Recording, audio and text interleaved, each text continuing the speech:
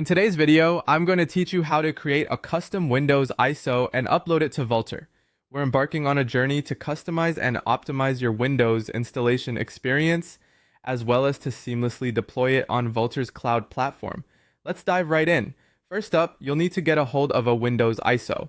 To do this, head over to Microsoft's website and download the ISO file. Now that you have your ISO downloaded, it's time to open up NTLite or Rufus. These tools are incredibly handy when it comes to customizing your Windows ISO. Whether you want to add specific drivers or eliminate unwanted applications, both tools offer a range of options to tailor your ISO to your exact specifications. Once you've made all the desired modifications, save your edited version as a new ISO file. With our custom ISO ready, the next step is to upload it to a file host.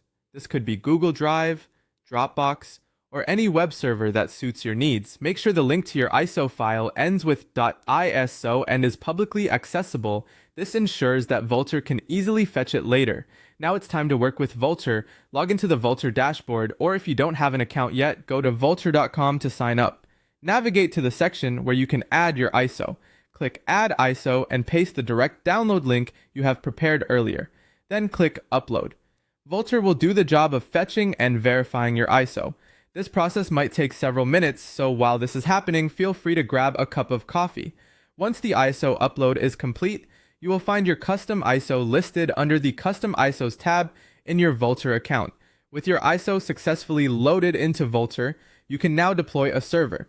Head over to the Deploy section and proceed to choose Cloud Compute. Under the server type, make sure to select Custom ISO and choose the Windows ISO you uploaded.